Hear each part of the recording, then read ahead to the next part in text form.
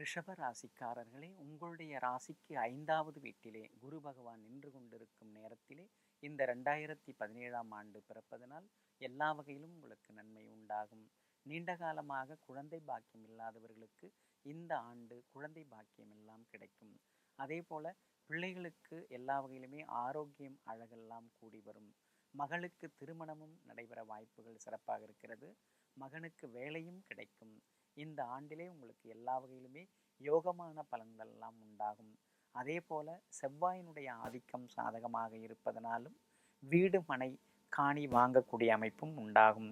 ஆனால் உங்களுடைய ராசிக்கு 7வது வீட்டிலேயே கண்டகச்சனி தொடர்ந்து நடைபெற்று கொண்டிருப்பதனால் கணவன் மனைவிக்குள்ளே அவ்வப்போது கொஞ்சம் கசப்புணர்வுகள் எல்லாம் வருவதற்கு வாய்ப்பு இருக்கிறது. எனவே கணவன் மனைவிக்குள் விட்டு கொடுத்து போவது மிகவும் நல்லது. இந்த வருடத்திலே உங்களுக்கு ஜனவரி பிப்ரவரி மாதங்களெல்லாம் உங்களுக்கு நன்றாகவே இருக்கும். March April May June July அந்த மாதங்களெல்லாம் கொஞ்சம் மத்தியமமாக இருக்கும். ஆகஸ்ட் முதல் அதிரடி முன்னேற்றங்கள் எல்லாம் உங்களுக்கு உண்டு. அது மட்டுமல்லாமல் எதிர்பார்த்த பணவரவு உண்டு. பழைய கடனில் ஒரு சிறு பகுதியை பைசல் செய்வதற்கான சூழ்நிலைகளும் உருவாகும். ராகு கேதுவின் போக்கு தற்சமயம் சரியில்லாமல் இருக்கிறது. தாயாரின் உடல்நிலை தற்சமயம் லேசாக பாதிக்கும். அதே போல வேலை சுமையும் இருந்து கொண்டிருக்கும்.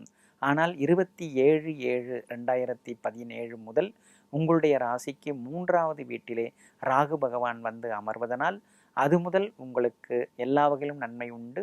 வேலை சுமையெல்லாம் குறையும். புதிய முயற்சிகள் யாவுமே பலிதமாகும். அது மட்டுமல்லாமல் வேலையும் நல்ல நிறுவனத்திலே கிடைப்பதற்கான சூழலும் உருவாகும். மற்றபடி சனி பகவான் உங்களுடைய ராசிக்கு சாதகமாக இல்லாததனால் பணம் கொடுக்கல் வாங்கல் விஷயத்தில் கவனமாக இருங்கள். ஜாமீன் கேரண்டர் கையொப்பம் எல்லாம் இட வேண்டாம். சின்ன சின்ன விஷயத்திற்கெல்லாம் நீதிமன்றத்திற்கு போகாதீர்கள். அதையெல்லாம் கொஞ்சம் சுமூகமாக பேசி முடிவெடுத்து கொள்வது நல்லது. வழக்கிலே இந்த வருடத்திலே உங்களுக்கு நல்ல தீர்ப்பெல்லாம் கிடைக்கும். வியாபாரத்தை பொறுத்த வரைக்கும் இந்த வருடம் உங்களுக்கு எல்லா வகையிலுமே ஏற்றம் உண்டு, லாபம் உண்டு. அது மட்டுமல்லாமல் யோகமான சூழ்நிலைகளும் இந்த வருடத்திலே உருவாகும். இந்த 2017ஆம் ஆண்டானது உங்களுக்கு எல்லா வகையிலும் நன்மையை தரும். உத்தியோகத்தில் இருந்து வந்த பிரச்சனைகள் எல்லாம் தீரும். உத்தியோகத்திலும் நிம்மதி உண்டு. பதவி உயர்வையும் நீங்கள் எதிர்பார்க்கலாம். மாணவ மாணவிகளை கணித பாடத்திலே கூடுதல் கவனம் செலுத்துங்கள். அறிவியல் பாடத்திலும் நீங்கள் அக்கறை காட்டுவது நல்லது. கொஞ்சம் மறதி உண்டாகும். அலட்சியமாக இருக்காதீர்கள். அதே போல கன்னிப்பெண்களை காதல் விவகாரங்களை கொஞ்சம் தள்ளி வைத்துவிட்டு பெற்றோரின் வழிநடத்துதலில் நீங்கள் இருப்பது மிகவும் நல்லது.